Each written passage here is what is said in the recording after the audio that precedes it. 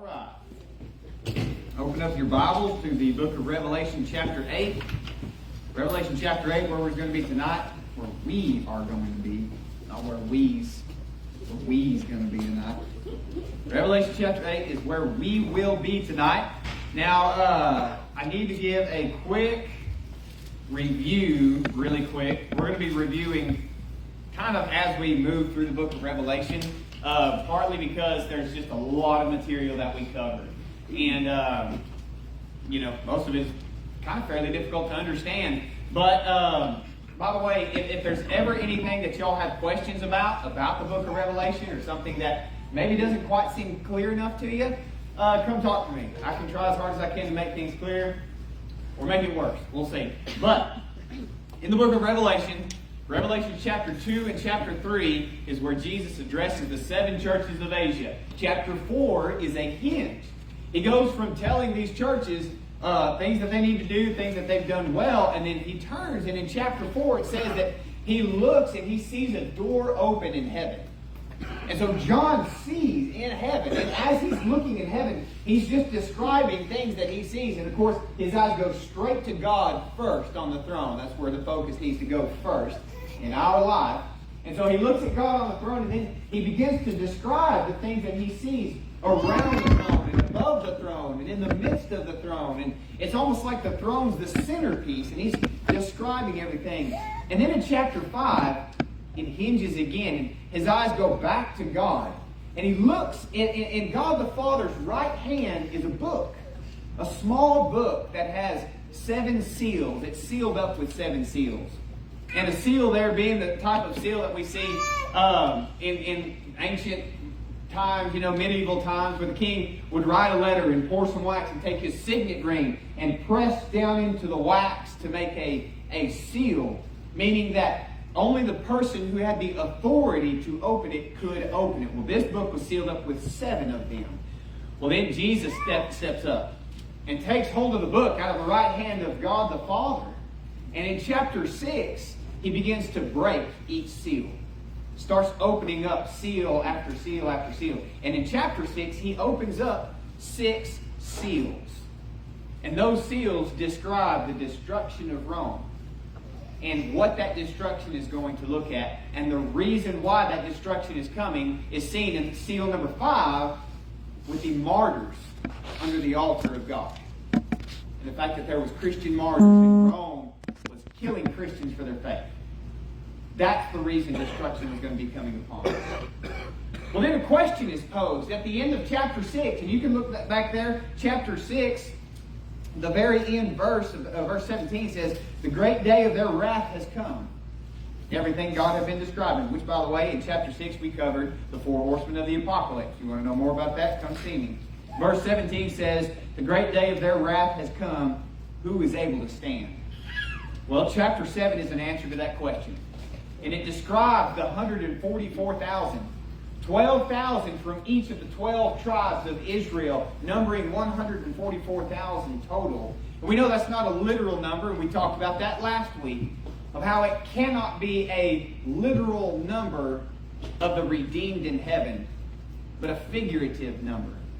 But it answers the question, who is able to stand? Well, the redeemed. The redeemed are able to stand when Rome falls. That's the answer to the question. Now, we find ourselves in chapter 8 now. And in chapter 8, we're going to see the seal number 7 open. And what you're going to notice here is you're going to notice a pattern start to break out. Okay? 6 seals were opened. When seal number 7 is opened, it shows us 7 trumpets. When the 7th trumpet is blown, that goes right into 7 bowls of wrath. You see the pattern? The last of each of the 7 jumps right into something new. Okay, so 6 seals down, showing the destruction of Rome, the reason why, and who it was that was going to carry that destruction out. Seal number 7 in chapter 8 right here is going to begin what we know as the 7 trumpets. Okay, let's just get right into it. We're going to do it in typical fashion. We're going to begin looking verse by verse. And so if you're in Revelation chapter 8, look there at verse 1. And we'll start over here on this side of the room. Pharaoh Whitley. will you read verse 1, and then we're just going to walk through the text together. And hopefully, by the end of the chapter, we'll have a picture of what John is trying to portray in chapter 8 here. Go ahead, Mr. Farrell. When the Lamb broke the seventh seal, there was silence in heaven for about a half an hour. All right. And by the way, anytime that you see a reference to time in the book of Revelation, it's always figurative, okay? And so, would a half an hour be long or short compared to 1,000 years? And 1,000 years is used in a few places in the book of Revelation. But would you call half an hour shorter or longer than 1,000 years? Quite a bit shorter, right? And so we're talking about a very small length of time. That's all that half an hour represents, okay? Now when he says there he broke that seventh seal, what took place in heaven? Silence. Silence in heaven. Go back with me to chapter 6 and look at the other seals that were opened. Specifically, let's just look at the first 4 as an example. Which again, the first 4 seals are the 4 horsemen of the apocalypse. Just skim these with me. The first horse, he looked, a seal was broken. He looked, and behold, a white horse, and he who sat on it had a bow, a weapon of war. Crown was given to him. He went out conquering and to conquer. The second seal, a red horse. One who sat on it was granted to take peace from the earth. So the first horse was a weapon of war, and he was conquering. The second horse, the second seal, is a red horse. And he is granted to take peace from the earth. And notice he's slaying men with a great sword. Third seal breaks. And it shows a picture of famine. It says a black horse. And he who sat on it had a pair of scales. And what that shows is there's going to be a lack of food. And the fourth seal breaks. And then you see a pale horse or an ashen horse. And death was sat on him. And Hades followed with him. And all you can see is just this picture of destruction. And the noise, and that's the thing about the book of Revelation too, is it's this very sensory type book. There's all kinds of smells and sights and sounds throughout the book of Revelation. And right here, with the first 6 seals, you just hear nothing but noise and destruction and war and death and famine. And then go back to chapter 8. That 7th seal is broken, and what happens? Silence. Silence. Habakkuk chapter 2 and verse 20. The Lord is in his holy temple. Let all the earth be silent before him. When we think about things that happen on this earth, we talked about this morning about the Lord's Supper and how the fact that it should be something that is marvelous in our eyes. When God acts, people on the earth stand in silence of his awesome power. Is it not the same in heaven? That's the scene that we're given right here in verse 1. And so in verse 1, he rolls back that 7th seal, and silence breaks out in heaven. Now notice what happens in the next verse. In verse 2, let's go ahead and read that. Bill Wallace, do you mind reading for us? Read verse 2 nice and loud for us. And I saw the 7 angels who stand before God, and they were given 7 trumpets. All right. So we have 7 angels. Oh, wait, is that their whole voice? The whole verse? Yep. Oh, thank you. I was looking in the wrong chapter. Yes. All right, so we have 7 angels here. All right. And it says that these 7 angels, where are they located? Before God. They stand before God. Okay. Now, I don't know if this is true or not. Okay. This is just simply my opinion.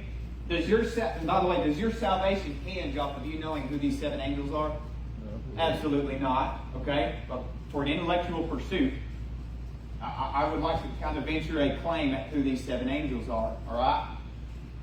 It is possibly a reference to a rank of angels. We've already seen a reference to the cherubim in the book of Revelation. Who are the cherubim, by the way?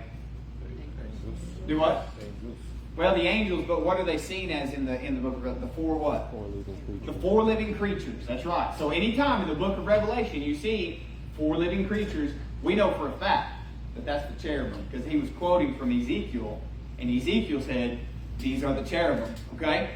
Cherubim is just a rank of an angel. Well, perhaps these 7 angels are a rank of an angel, and let me give you a verse to show why. Luke 1:19, the angel answered and said to him, I am Gabriel, who stands in the presence of God. and I have been sent to speak to you and to bring you this good news. Who was he speaking to, by the way? Who did Gabriel speak these good news to in Luke chapter 1? Talking to Mary. Yeah, that's right. Talking to Mary, telling her that she was with child by the Holy Spirit. But I want to hone in on the part where he says, I am Gabriel, who what? Stands in the presence of God. Where are these 7 angels standing? Standing before God. Can't say for sure. So don't think that is for sure an interpretation of that, of who the 7 angels are. But it's a possibility nonetheless. Okay? And your salvation doesn't depend on it. Okay.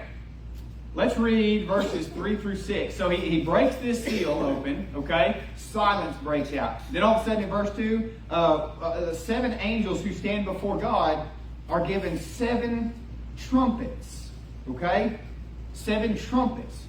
When I blow a trumpet, if I stood up here and y'all were all facing that way, and I just blew a trumpet, what would y'all do? You'd turn around and look at me, wouldn't you? Same concept, okay? So, Revelation chapter 8. JR, why don't you read nice and loud for everybody, verses 3 through 6 for me, please, sir. Then another angel, having a golden censer, came and stood at the altar. He was given much incense, that he should offer it with the prayers of all the saints upon the golden altar which was before the throne.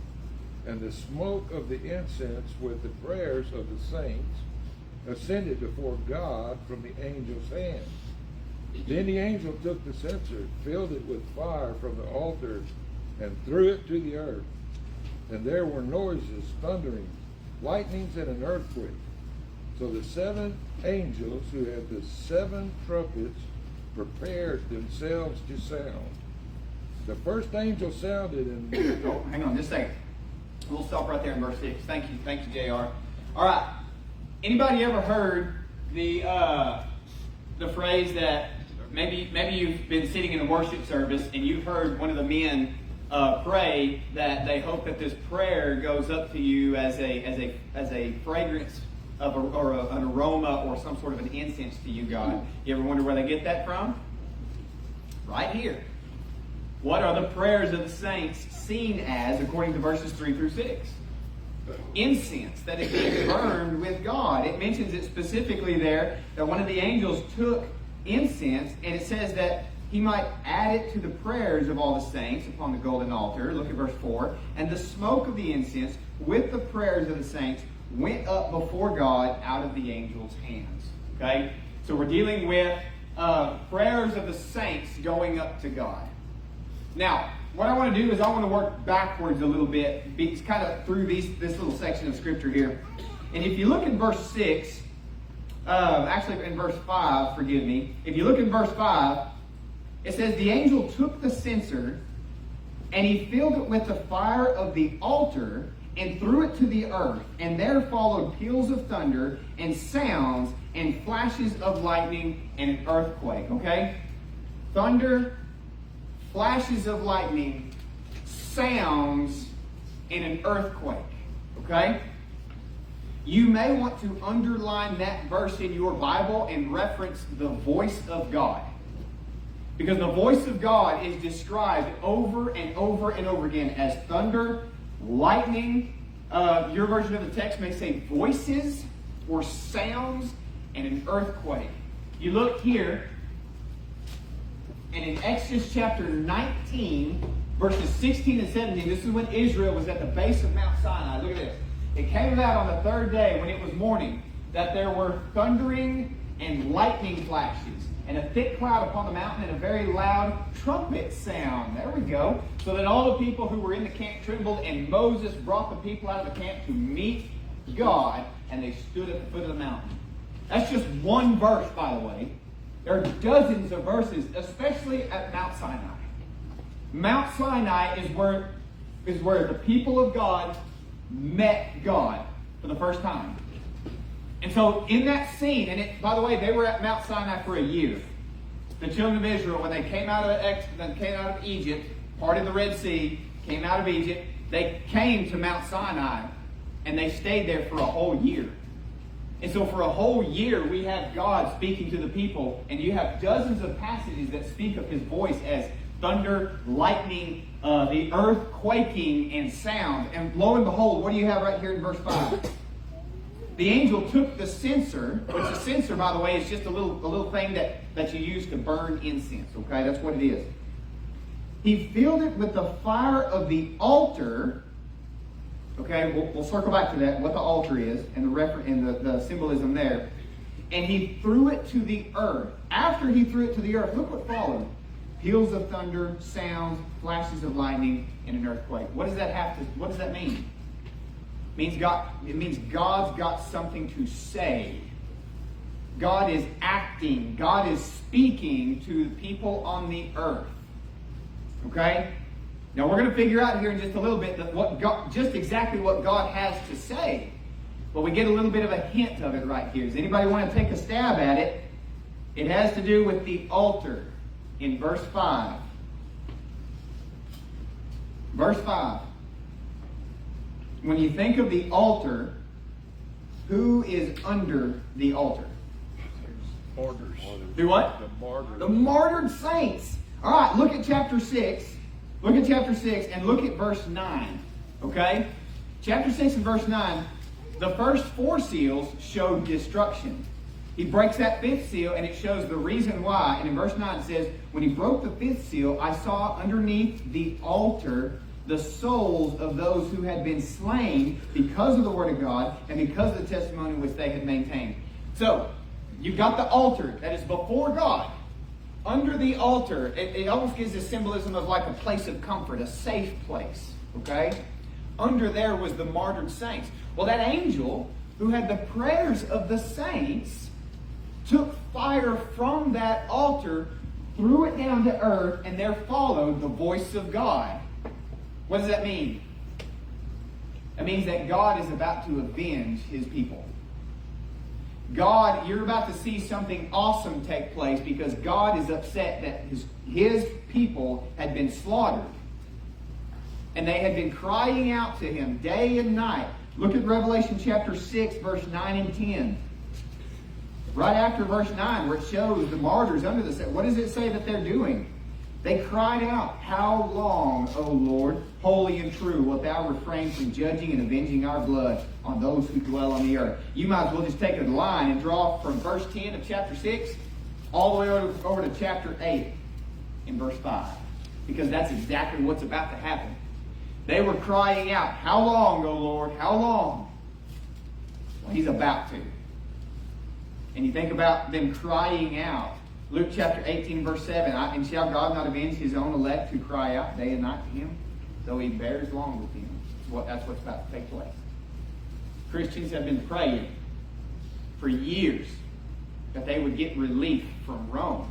Those prayers have been going up to God day and night. Could you imagine, just for a second, the fervent prayers, the tearful prayers that Christians gave in that time? I guarantee if I watched a friend of mine or a family member, a loved one, say even one of my own kids, die in the gladiator ring just because they're a Christian, do you think I'm not going to get down on my knees and pray like I've never prayed before in my life? That's in verse 4. That's what's going up to God. God says, I'm about to act. Now we can get into the trumpets. All right? That's kind of setting that scene a little bit, okay? We transition out of the seals and into the trumpets. First trumpet blows. Silence. Or first, 7th seal, I'm sorry. The 7th seal is broken. Silence in heaven. And then one of the angels steps up who has the prayers of the saints that are going up to God. By the way, you love that symbolism, don't you? When you pray to God, there's a lot of people involved in your prayers. And one of the angels steps up and has the prayers of the saints going up to God. And what you see there is he takes from the altar where martyred Christians are underneath, takes some of the coals, the hot burning coal, puts it in the censer that contains the prayers that are going up, and then casts it down to earth, and then following that is the voice of God, thundering and lightning and booming. Then, the first trumpet blows. Trumpet number 1. And if you look there in verse 7, you see the first trumpet blow. Now, with these trumpets, every trumpet, what we're going to try to do is we're going to try to figure out the message that he is trying to portray with each blow of the trumpet. Okay? So, trumpet number 1, verse 7. Casey Hibbler, why don't you read that for us nice and loud for everybody? The first angel sounded, and hail and fire followed, mingled with blood, and they were thrown to the earth. And a third of the trees were burned up, and all green grass was burned up. Okay. So the first trumpet sounded, and what came from that? What came from that first trumpet sounding? Fire. And Hail. hail. Hail and fire. All right. If I were just to ask you, what do you think of when you think of hail and fire raining down from the earth? What's the first thing you think of? Think of Exodus. Do what? Think of Exodus. The Exodus. That's exactly right. And what city did they come out of? Egypt. What country, I guess? Egypt. Egypt. What was one of the plagues? Hail and fire. That's exactly right, okay? So, first of all, hail is just throughout the Bible. Hail is always used, I say always, most of the time used as a symbol of divine judgment. Isaiah 28:17, I will make justice the measuring line and righteousness the level. Hail will sweep away the refuge of lies, and the waters will overflow the secret places. It's not that he literally did that. He literally didn't use hail to sweep away lies. Symbolism. Hail is used throughout the Bible to represent God's judgment. Well, lo and behold, what does he use in Egypt? Exodus 9:23, Moses stretched out his staff towards the sky, and the Lord sent thunder and hail and fire rain down into the earth. All right, so when that happened, what was he doing to Egypt? He was destroying it, wasn't he? Yep. He was crippling it. He was bringing this mighty, awesome nation down to its knees. And so when the first trumpet blows, we see symbolism. Go back to verse 7. When the first trumpet blows, we see symbolism that is very familiar with a city being destroyed. Okay? So what it would appear like to me, according to verse 7, is the first trumpet announces that somebody is going to be destroyed. Trumpet number 2 sounds, and we learn who it is that's going to be destroyed. Look at verses 8 and 9. Charles Key, will you read chapter 8, verses 8 and 9 for us, please? Second angel sounded the trumpet, something like a huge mountain, all waves thrown into the sea. Third of the sea turned into blood. Third of the living creatures in the sea died. And a third of the ship was Okay, thank you, sir. All right, so trumpet number 2 sounds, and the first thing you see right there is it says a reference to a great burning mountain was thrown into the sea. That's a pretty specific symbol, is it not? A great burning mountain was thrown into the sea. And then once it was thrown into the sea, a third of the sea became blood, meaning a third of it was destroyed. A third of the creatures which were in the sea had life died, and a third of the ships were destroyed. So it's a third there is just simply symbolism that not the whole thing was destroyed, but only a lot of it was destroyed. Okay? But I want to hone in on that part right there in verse 8, where he says, the second angel sounded, and something like a great mountain burning with fire was thrown into the sea. If you're going to know the book of Revelation, you got to know your Old Testament. Almost 400 Bible verses in the book of Revelation allude to Old Testament passages, and you have the exact same thing right here. Lo and behold, Jeremiah chapter 51, verse 24 and 25. But I will repay Babylon and all the inhabitants of Chaldea for all their evil that they have done in Zion before your eyes, declares the Lord. I will stretch out my hand against you and roll down you from the cages, and I will make you a burnt out mountain. And so what you see with Babylon is a description of a burned mountain, and right here in Revelation chapter 8, with the sounding of the second trumpet, you see a burning mountain. What he's describing is Babylon being destroyed. What does Babylon represent in the book of Revelation? It represents Rome. Now we're going to get to why. Y'all just going to have to hang with me. if you'll hang with me till chapter 14 of Revelation, you'll see exactly why Babylon represents Rome. But you're just going to have to take my word for it right now.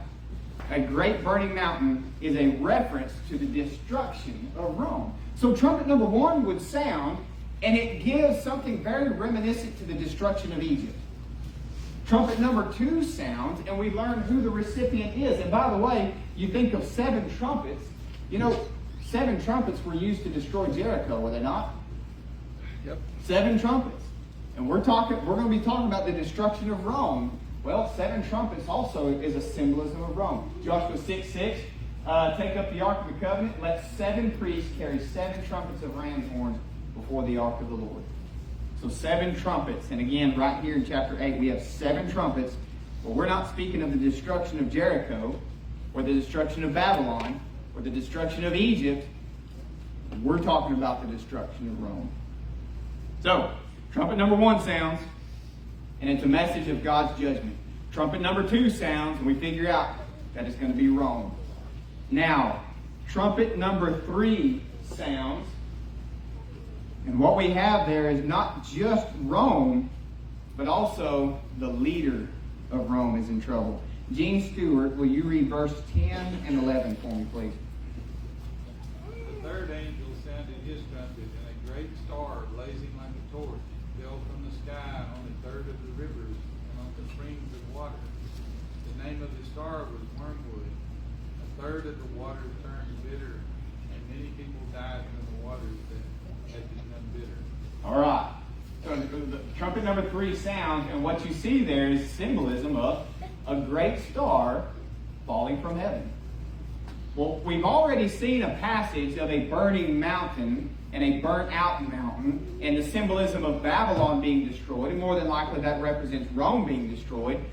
Well, now we're going to see similar language again speaking of Babylon. Isaiah 14 verse 4, and the whole chapter of Isaiah 14, by the way, is a prophecy of Babylon. This is how it starts. It says, in the day that Babylon falls, you will take up this taunt against the king of Babylon and say, oh, how the oppressor has ceased and how fury has ceased. You skip down a few verses in verse 12. How you have fallen from heaven, O star of the morning, son of the dawn. That's talking about the king of Babylon. And so in Isaiah 14, the king of Babylon falling and being destroyed is seen as a star falling from heaven. Well, what do you see right here in Revelation 8? The trumpet blows, trumpet number 3 blows, and you see a star falling from heaven. So basically, Rome's going to be destroyed, but not just Rome, but also the leader of Rome is also going to be destroyed. And notice what his name is called. It says the name of the star is called Wormwood. Wormwood. And it says there, it makes a reference to something being bitter. Look at verse 11 at the end of the verse there. Many men died from the waters because they were made bitter. And that's the nature of wormwood, is that it's bitter. By the way, secular history tells us that when John was writing the book of Revelation, which, by the way, does anybody know the year in which the book of Revelation was written? 96 AD. In 96 AD, the emperor who was in charge was Emperor Domitian. Emperor Domitian was one of the most bitter emperors the Empire of Rome had ever seen. He was pretty much hated all 360 degrees all the way around. He was bitter. So much so that his wife would have him assassinated in the exact same year that the book of Revelation was written. And after his assassination, the entire nation of Rome scrubbed his name from all the records because he was so hated as an emperor. That is Emperor Domitian, and that's why the name of the star is Wormwood. Okay? So, trumpet number 3 blew. He sees a star falling from heaven. That's almost exactly like Babylon's king right here, of a star falling from heaven. Now, side note, by the way, does anybody have the King James Version? The old King James. John's got it. John, in Isaiah 14:12, you don't need to turn over there. But in the King James Version, this right here between the commas, you see this star of the morning? Does anybody know what that word is in the King James Version? Lucifer. Lucifer. How you have fallen from heaven, Lucifer, son of the dawn. King James Version is the only version of the Bible that calls it Lucifer. The original Hebrew word is simply star of the morning. Lucifer is an old English word that references star of the morning. Very flowery language. Which, by the way, Lucifer is not a biblical name for Satan. We've covered on those of y'all that were here Wednesday night. We covered the names of Satan. Lucifer is not a biblically correct name for Satan. Only time in all the Bible that word is found is right here, and only with the King James Version, and it is specifically referencing the king of Babylon. Okay? New King James that uses it too, but it has the New King James does? It has a note that says literally day star. Literally day star. There we go. All right, so trumpet number 3 blows, sees the star falling out of heaven. So God's judgment is coming. It's coming on Rome and on Rome's leader, who would be Emperor Domitian. And then trumpet number 4 would blow. And what we see there is the impact of the judgment. Verses 12 and 13 says, the 4th angel sounded, and 1/3 of the sun, and 1/3 of the moon, and 1/3 of the stars were smitten, so that 1/3 of them might be darkened, and the day might not shine for 1/3 of the night, and the night in the same way. Again, don't let the third scare you. That is simply a reference to something that's just not complete. Verse 13, I looked and I heard an eagle flying in mid-heaven saying with a loud voice, woe, woe, woe. Notice the 3 woes. To those who dwell on the earth because of the remaining blast of the trumpet of the 3 angels who are about to sound. And then lastly, we'll be getting into the rest of those trumpets next week. But what I want you to notice there is with the sounding of the 4th trumpet, you see the sun and the moon and the stars were darkened. Okay? If I were to ask you, what would darkness remind you of? What would you think that would be? I'd be thinking of crucifixion. Well, the crucifixion could be one of them, right? Yeah, and then, Do what? Egypt. Egypt. That's exactly right. We've already seen hail and fire mixed with blood as a symbolism of Egypt, which is God destroyed Egypt, right? Well, trumpet number 4 blows, and what you see there is the sun and the moon and the stars being darkened, just like Egypt. The Lord said to Moses, stretch out your hand towards the sky, that there may be darkness over the land of Egypt, even a darkness which may be felt. That's an interesting way to put that, right? A darkness so dark that you can feel the darkness. That's dark. But that is what we see with trumpet number 4. Again, God pointing to Him destroying a nation. I'm going to destroy a nation. I'm going to destroy a nation. I'm going to destroy a nation. He's talking about Rome. And so what you see there is in chapter 8, you see seal number 7 being pulled back. And all of a sudden there was silence in heaven. An angel steps up who has the prayers of the saints that were going up to God. And he takes an altar, coals from the altar where the martyred saints were underneath. And he takes one of those burning coals and he puts it in the censer where the prayers of the saints were. And then he casts it down to earth. And following that was the voice of God. And then trumpet number 1 blows, and what you see is God wanting to destroy a nation. Trumpet number 2 blows, and you find out that God's going to destroy Rome. Trumpet number 3 blows, and you find out that God's going to destroy the emperor, the leader of Rome. And trumpet number 4 blows, and you see more destruction of a nation coming, symbolized through the destruction of Egypt. So, Revelation chapter 8 opens and closes with very much of the same message. Rome was killing Christians, and God is going to get vengeance for His people and is going to destroy Rome.